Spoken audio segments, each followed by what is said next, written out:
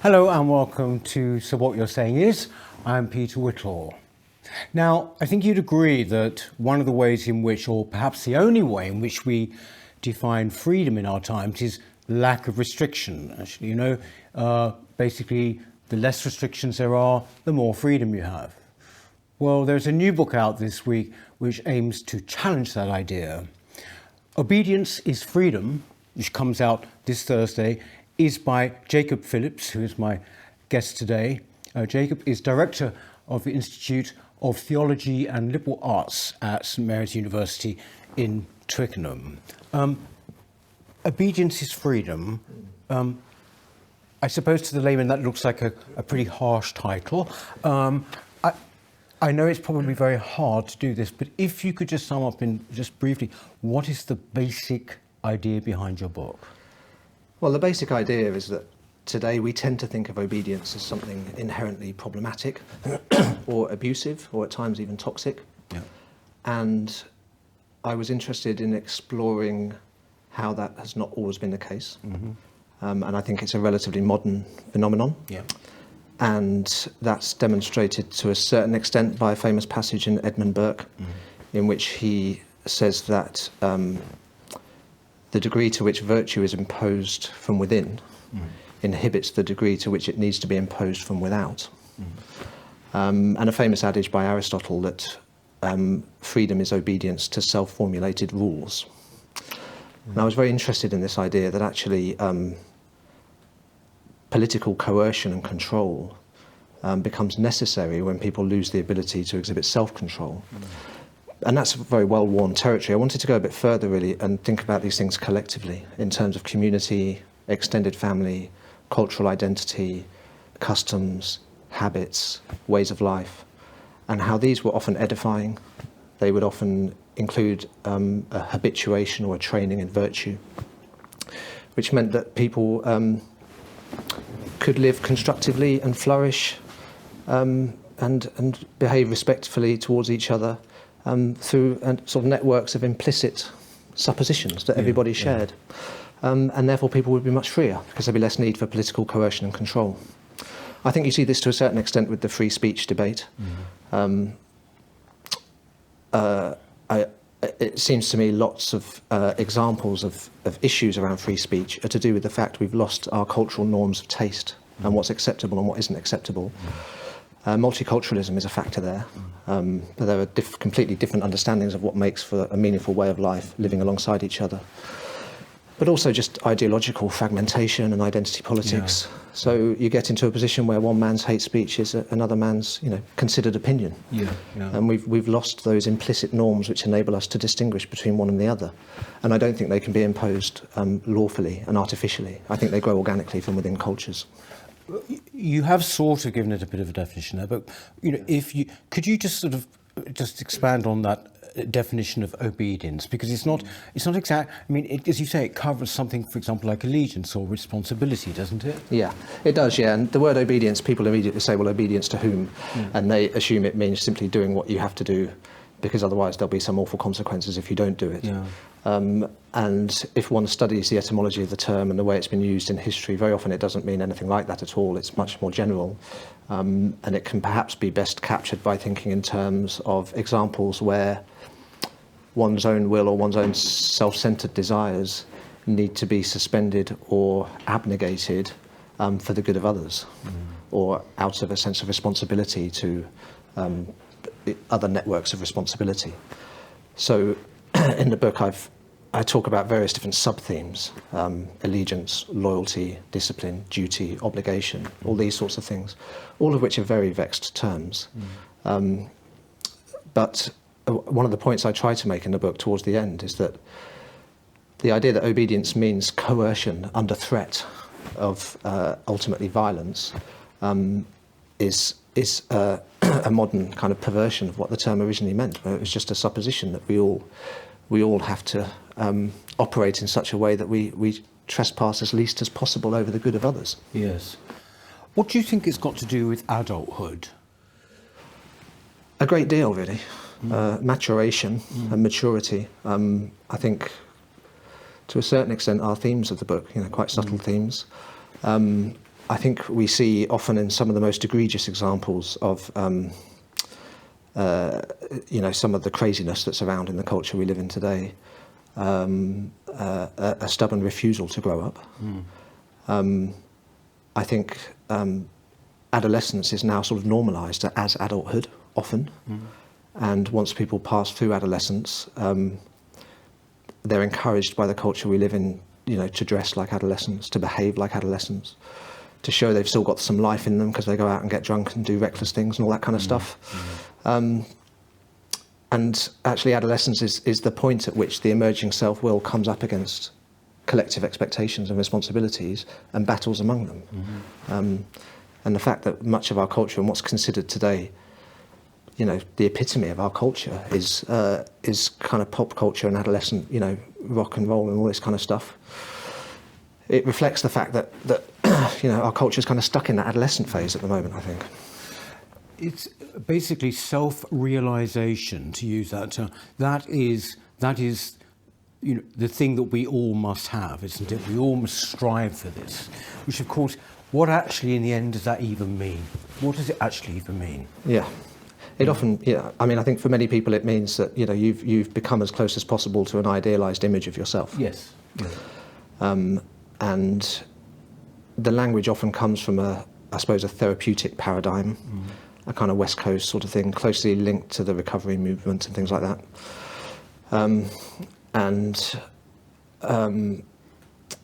Many people who are going through therapy after trauma and things like that do need to unshackle themselves from the responsibilities that they've had, wrongly imposed on them towards family or an organisation where they've been mistreated and that kind of thing. So much of the language of that world has quite rightly tells people, to concentrate on your own well-being because they need to in order to be healed from trauma. But it was never meant to be, I don't think, originally. This way of looking at the world was never meant to be a set of cultural norms for everybody in all circumstances. To simply think that anything which inhibits you achieving this idealised image of yourself is inherently wrong or problematic, because I think therein lies the road to just bloodless individualism and ultimately chaos, really. And also, surely, it can be self-deceiving, can't it? I mean, if one, it depends what you are going towards.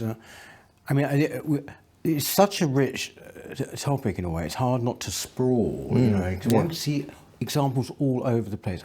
You were just talking there about the way people behave, adults behave. Perfect example, I would have thought, would be, on public transport, for example.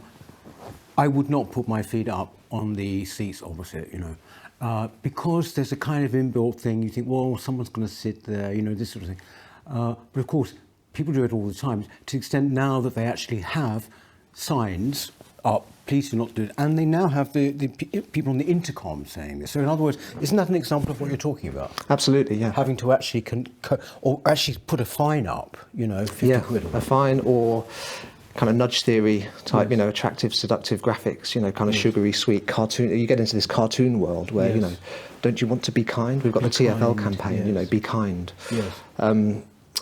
I just think it's completely bonkers. I had this wonderful primary school teacher called Mrs. Robinson, who, when she took us down to the museum, would make us walk 2 by 2 and give us this little talk on always being the first to step into a gutter if someone's coming before you, to let them pass. And how we were representing the school in the way we carried ourselves, and we had to stand up straight. And it was just a normal, local primary school. But I never forgot that. I've written about it in a different forum. She was very elderly, and she brought with her this whole way of carrying oneself, representative of others, and concerned for the good of others, and how the way you behave might be perceived. And we've lost that, I think. When do you think? When would you say, Jacob, that things changed? I'm going to sound a bit like Norman Tebbit here, but I would sort of say that essentially it was in the post-war era, a mixture of economic liberalism maybe, but also social liberalism. I mean, to put it in a crude way, let it all hang out. If it feels good, do it. Who are you to say that I can't be creative, etc., etc.? Or has it got origins further back than that, do you think? I think it does have origins in kind of fin de siècle, late 19th century decadent examples of culture. But that was a very minority elite thing, that one would find down the road from here in central London, but, nowhere else. So I suppose it kind of spreads out from that. The 60s obviously hugely important, and the sexual revolution and the normalisation of pop culture and everything that happened in the 60s. There's an ongoing sort of chicken and egg debate about, was it social liberalism first in the 60s, which then led to economic liberalism in the 80s, or was it the other way around? I don't know, really. I think Blair is the point where they come together. Yeah. Blair is the key figure, the cataclysm, where we have economic liberalism and social liberalism, and the consequences of that, the consequences we're living in, still to this day. I think the idea of, Blair saying anything which would, sort of even suggest responsibilities and such like allegiances is sort of unthinkable. When you think back to his rhetoric and his speech, it was all basically about feeling good and in the moment and everything. I mean, why did you write this book, though? I mean, what about your life? I mean, did you had this been sort of festering away for a long time, this theme? Or? Yeah, I suppose it had, really. I mean, my upbringing was very left-wing, which I touch upon in the book. Yeah. So it was a highly politicised upbringing, way over on the left, really. So that was something I'd become imbibed with in childhood and in my teens. I was a teenager, I was 18 in 1997, and was not a fan of Blair from a much more sort of hard left perspective, I suppose, sort of anarchist type perspective. But at the same time, around the same age, we did a couple of weeks on Burke in A-level politics, and it just completely blew me away, in the midst of this. And I thought, to me, it all made sense. Everything made sense, reading these bits from Burke. And I suppose, the type of leftism I was interested in at the time was in favour of, having organic communities which could self-govern, that kind of thing, that sort of anarchism. It wasn't very well thought out, I was a rebellious teenager, but that's where I was, and I could see these links with Burke. And at the time I was an environmentalist as well, so there was this concern for the natural world and the idea that societies have a natural order. That spoke to me at the time. But then, after growing up and being in my early 20s and leaving all that behind and becoming more and more conservative, as in socially conservative, I noticed the left going in radically different directions from about 2010 onwards that I just simply couldn't relate to. I didn't think we were even left-wing. There was something new and something different. And at the time in my academic work, I'd become interested in obedience, and I'd noticed in things I'd written with my academic hat on, that even in the context of Christian theologians, the word obedience, in one instance I was asked to remove it from an academic paper because it was intrinsically toxic. And I thought, have you read the New Testament? Wow, okay. So I had to think of synonyms for obedience, and that enabled me to think, hang on, something's gone wrong here, because these synonyms mean the same thing to me, so the way the word's being perceived is kind of problematic. So I think I was always a bit of a jumble, like most people are politically. But deep down, I was always very interested in these themes around cultural identity and responsibility, and what I try and capture with the broad term obedience. You see, the point is, back in the old days, basically, Labour voters, or in fact many, I say further left than your average Labour voter, socialists, have very strong sense actually of discipline. I mean, and also the idea somehow that to get anything done required self-restraint and discipline. It's not just stiff upper lip, anything like that. And I think, I don't know whether you would agree, but I sort of feel one of the biggest deceptions, ever put upon children at school is the idea that somehow, no, we've got to let their creativity run free.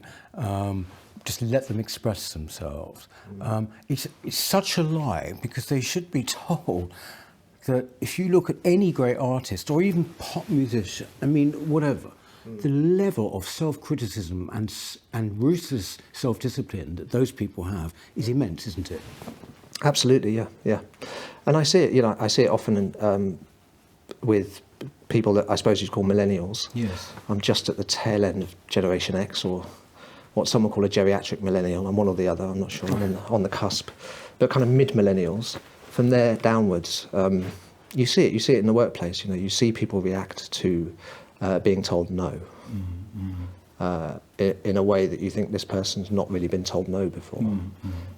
You're tapping into something that goes quite far back in early childhood. I mean, I don't want to get too kind of Freudian and psychoanalytic, but you see the adult infant on display often, and you see it out on the streets, and I think the idea that one can just have free expression and that any kind of restraint inhibits that, as you say, it goes against art, it goes against just becoming skilled in anything, really. And the thinking behind that is that the more disciplined and the more focused and the more consistently you practice something, the freer you can express that thing. You see it in jazz music, for example. The jazz musicians who are completely bending and twisting all our sense of musical scale and proportion were all properly trained and had practiced those scales years and years on end before they could do it. It didn't come from nowhere. People think they can now get to a kind of Miles Davis without the 20 years of practice that goes before it, and it doesn't work. Yes. The basic idea, that somehow we define freedom through lack of restraint. Yes. Wouldn't you say also that we define freedom, or rather it's been defined for us economically by this word choice? That somehow that is now what people consider to be freedom. Yes. But it's not, is it? No. And it's a very ancient idea. I allude very briefly in the book to say if anybody wants to go much more deeply into this, one person they could look at is St. Augustine, who makes a distinction between free will and freedom as an existential state. And freedom enables you to choose rightly. It's not simply choice. Choice in and of itself is not freedom, because the choices we make will be driven by other things. And I find that immensely helpful. And I think today people do think, I can choose this, and that's my right. And if anybody tries to interfere with that, that's a problem. And again, I think I just think that's hugely detrimental, and we live in the midst of the consequences of it every day. There was quite a lovely passage, a quite moving passage in the book, when you talk about looking after your mother who was ill over a very long period of time, 20 years, I believe. And this was a form of obedience, in the sense that it was about responsibility, would you say, or what? I mean, could you tell us about that? I mean, what did it feel at the time? Did it actually bring about a sense of freedom? I mean, that sounds a very crass thing to ask in that situation, but... Yes. I mean, it happened very gradually. It was a slow decline. So there was no point at which I thought this could go on for 20 years. The level of need gradually increased. I was never a full-time carer. I never needed to live in. But it did involve a measure of sacrifice on my part. So whether I thought of it in terms of obedience, I suppose what I found interesting was how... I mean, I had lots of supportive friends who were great. And if they're watching this, please don't take this personally. But how ill-equipped many of the people around me were in helping me understand what I should do. And it's not necessarily their fault. It's simply that the culture we live in didn't have the tools to think of the range of choices I had. The choice was either, deal with it and have your life chances reduced, or walk away. When obviously when you're faced with those two choices, walk away is by far the more seductive option.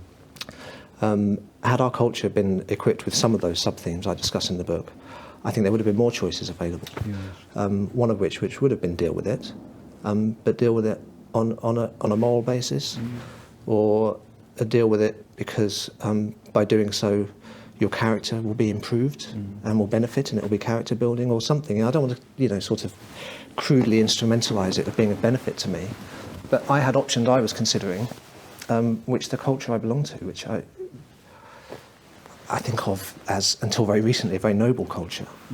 There were options from that culture which were not available to me immediately, and that seemed very odd.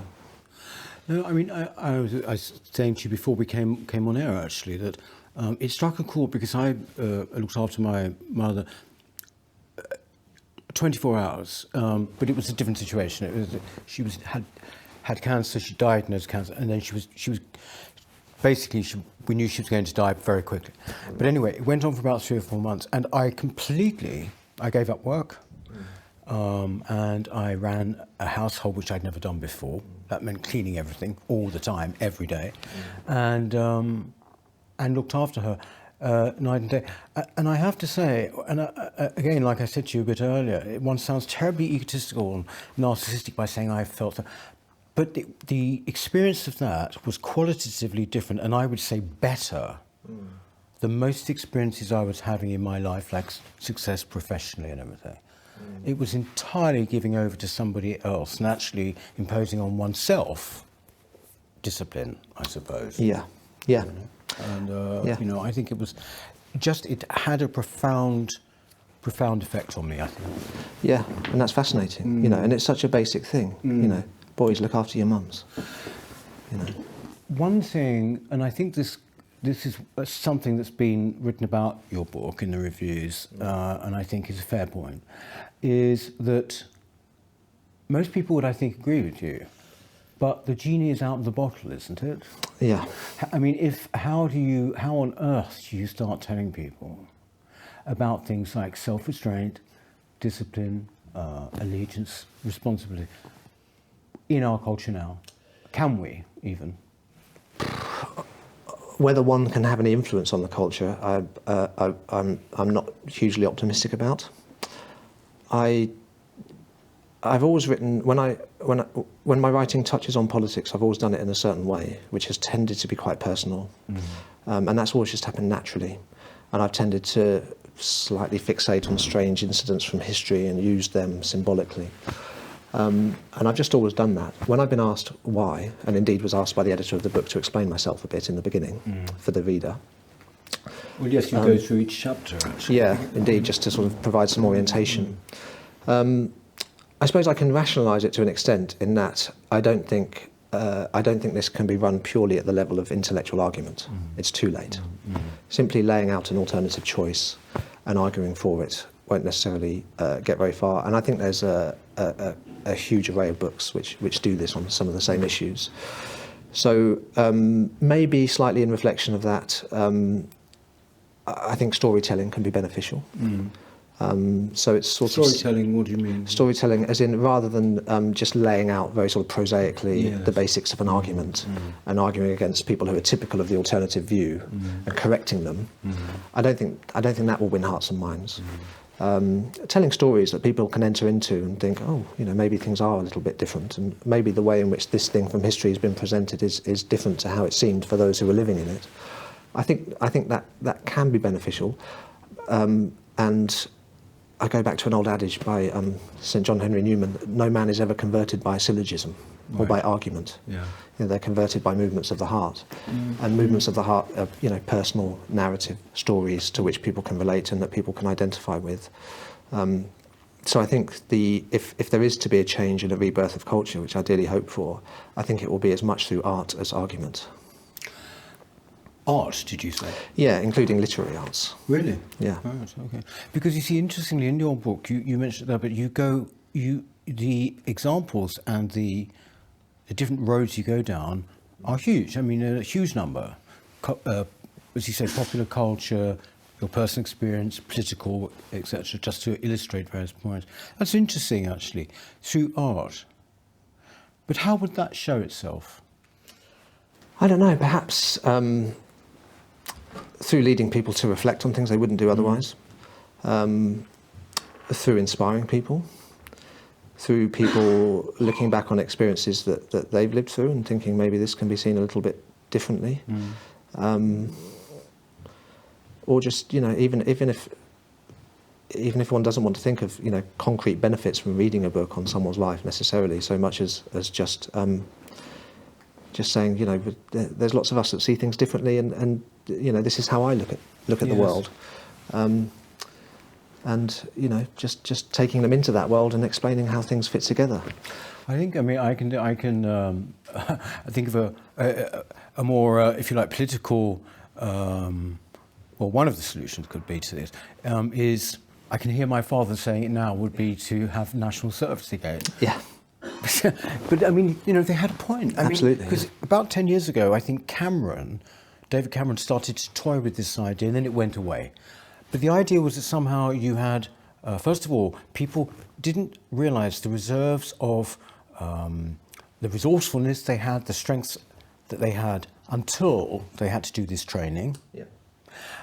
But also they became aware of a wider community around them, which they no longer have. You know? Yeah. And so I think that, you know, I mean, it's not going to happen probably, but it's got, I can see, can you not? I mean, would you agree Absolutely, with yeah. that? Yeah, absolutely. And, you know, whether there can be, the benefits of that can come through smaller communities or something like that, something like Rod Dreher explores, for example. I think religion can be important. I think often another element to religion is that you can often have an all-male and an all-female environment, and I think that's quite important in this, and national service would have been all-male, so you had that camaraderie. Yes. And these things can be, you know, intensely edifying. And it's no coincidence that national service happened at that late adolescent juncture in the person's life. Yes. That's the crucial moment. Yes. Do you want to be 18 forever? Yes. If not, you know, Yes, this exactly. is a way in which you can follow in the path of your forefathers. Incredibly edifying. Yes. We're recording this in the run-up to the Platinum Jubilee. If there's one thing that is said about the Queen, it is a sense of duty and obligation, isn't it? Yeah. Do you think people admire that but don't take it seriously for society generally now? I mean, can they allow it, say, in the Queen because she's from another time? Do you think? Yeah. I think people do certainly admire it in the Queen. And it provides a wonderful antidote to a world in which any other attempt to, I suppose, exert power, for an awkward phrase, i.e. party politics, is completely debased. And very few people would look at, you know, debates in the House of Commons and think, you know, this is wonderful and edifying and noble and constructive and respectful and all those things. So that's definitely part of her appeal. And she has a religious framework. She does indeed. Like yourself, I mean, like you. Yeah, absolutely. And she probably, you know, she brings Christianity into more people's worlds than anyone else. You know, any senior cleric on earth for England, certainly through, you know, the Christmas broadcasts and stuff like that. I think there's a bit of an uneasy settlement going on insofar as Queen Elizabeth II has, you know, very skillfully avoided any kind of content. It's been duty and obligation without filling in, you know, specifics on specific issues. I can't envisage how this could happen, but what I would like to see would be us moving to a position where those issues could be filled in a bit and could speak to specific things. Yeah. I mean, everyone knew or claimed to know the Queen's view on the Scottish independence referendum, for example, and that's partly because David Cameron, you know, went off off a bit when his mic was on. Can we imagine a world in which a monarch who has so much influence on so many people could actually comment on those sorts of issues? I doubt it, actually. At least in a society like ours, I think. I mean, do you feel free, Jacob? Do you feel free? I feel freer. Freer than? Freer than I did when I was younger. I suppose freer than I did when I was caught up in a lot of the things that I critique in the book. Yeah. Gosh, do I feel free? I feel freer than I ever have. Yeah. But I mean, because I was discussing this in a different context with somebody recently, and I sort of have always felt that even when I have not technically been free, as in the sense that I didn't have much money, all of that stuff, I never felt sort of unfree in an odd way. And I've always put that down to just education, actually. I've always put it down to that in my mind, that basically, if you feel free in your head, then you are free. Yeah. I suppose having children is an interesting one for me, Yes. because having 3 young children, dominates my day-to-day life. Yeah. And my wife and I had children relatively late, as many in our generation do. Kind of early to mid-30s. And had I been thrust into that situation at a younger age, I would not have been free to make the right choices to be able to deal with it. No. I would have done what I assume I would have done what a lot of other young men do, which is walk away. So I look at the circumstances of my life, and I do think that I've been free to make the right choices, or what feel at the moment like the right choices. Yeah, but I've never felt. I suppose in many ways this talk of freedom would seem a bit rich to someone living in China, or someone who lived in the Soviet Union, and I appreciate that. But people make analogies to the direction our culture is going, with totalitarianism and things like that. And although such analogies can seem a little bit fringe, I'm amazed that I'm less free to talk about the things I want to talk about than I was in the 1990s or the early 21st century. And I'm amazed that the way in which people, operating in our society are finding coded language to discuss things which can get them into trouble. And I think, hang on a minute, this is England. We didn't do this over the last 100 years when everyone else did it, but yet we're doing it now. Well, also, it's been commented on many times now, but that simple expression, "It's a free country." Yeah. It's almost never heard now, actually. Interesting, it's yeah. almost never heard.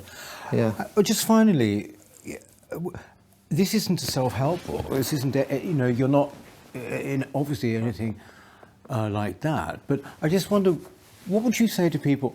How could they exercise this form of obedience or restraint or responsibility, for example, in relation to their family and friends? What would you say to them? If they wanted to enhance themselves in the way in which you describe. Well, I think it's wonderfully liberating for people to care for the people around them. And I would extend it beyond friends and family into extended family, but also think in terms of what sort of society do I want to live in? How has the culture I live in made me who I am today? And how do I need to repay that and extend and perpetuate? That's that which has been beneficial or edifying for me for my own cultural setting. It's asking those kinds of questions. I wouldn't draw a hard and fast distinction between nearest and dearest and the broader culture. That's extremely difficult for us to do today, because the broader culture is not something we want to let into our hearts often. But we need to find our way back to that, where our cultural identity can be held as near and dear to who we are as those who are closest to us.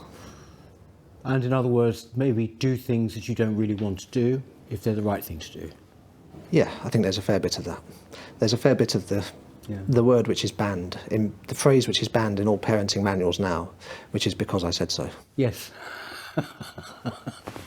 Thank you very, very much, Jacob. The book is called Obedience is Freedom by Jacob Phillips. It's available as of Thursday, and it will presumably be on Amazon and in bookshops. From Thursday, It's also published by Polity, isn't that right? Yeah. Okay. Yeah. We had the fellow George Owers on recently starting something new. Yes. Anyway, thank you. That's it for this week. As what you're saying is, we will be back next time. Thanks very much. Hello. If you're enjoying the New Culture Forum channel and you believe in our mission, may I invite you to join our membership scheme at the link below or on our website, newcultureforum.org.uk. Our work is more important now than ever, and we have great plans ahead for the future, but we can't do it without your support. From as little as £3 per month, you can help ensure that we continue on our mission. As a member, you'll receive a range of benefits, including access to exclusive content, invitations to our private events, including here at our studios, free copies of our books, and much, much more, including, of course, our famous NCF mug. If you aren't able to become a member, then please help us by clicking this button and subscribing to our channel. It's completely free. Just remember to also click the bell icon so that you can get notifications when we post new videos. Thank you.